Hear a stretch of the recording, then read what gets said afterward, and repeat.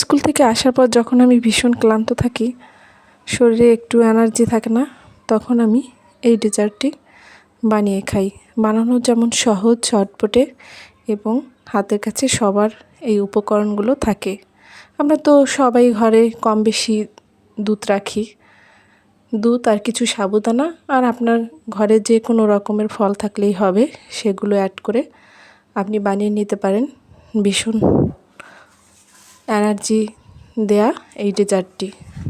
এটা তাৎক্ষণিকভাবে শক্তি দেবে, পেট ভরার অনুভূতি দেবে, ক্যালসিয়াম পাওয়া যাবে, তাছাড়া ভিটামিন এ ও সিও পাওয়া যাবে এই ডেজার্ট থেকে।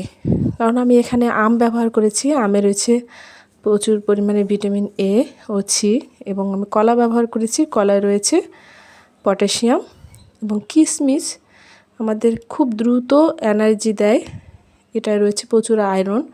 কিন্তু যদি ডায়াবেটিস রোগী হন তাহলে অবশ্যই এটা কম খাবেন। এবং এই ডেজার্টটি বেশি পরিমাণে খাওয়া যাবে না, অল্প খেলেই পেটটা ভরে যাবে, অনেকক্ষণ খিদার অনুভূতি হবে না এবং শক্তি পাবেন প্রচুর। এজন্য আমি 1 কাপ সাবুদানা এখানে 2-3 মিনিট সিদ্ধ করে নিলেই হবে।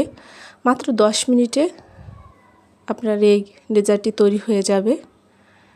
খেয়ে খানিকক্ষণের মধ্যেই আপনি শক্তি পাবেন।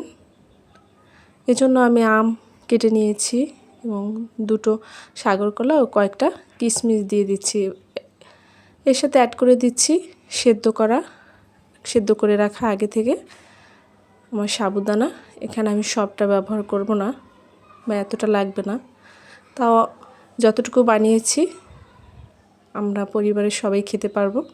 এক বাটি করে খেলে সবারই এনার্জি চাহিদা মিটে যাবে।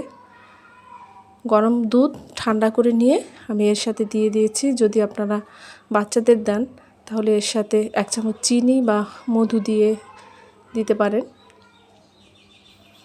এবং পরিবেশনের আগে 5 মিনিট ফ্রিজে রাখতে পারেন যদি সময় থাকে। এটা আমাদের তাৎক্ষণিকভাবে শক্তি দেবে এবং পেটটাও ভরা ভরা অনুভব করব। কর্মজীবী নারী যারা রয়েছেন তাদের হাতে সময় খুব কম সময়ে কম উপকরণে কিভাবে আমরা শরীরে দ্রুত এনার্জি পেতে পারি, সেজন্য আমি এই রেসিপিটি শেয়ার করেছি। ভালো লাগলে অবশ্যই সাবস্ক্রাইব করবেন। ধন্যবাদ সবাইকে।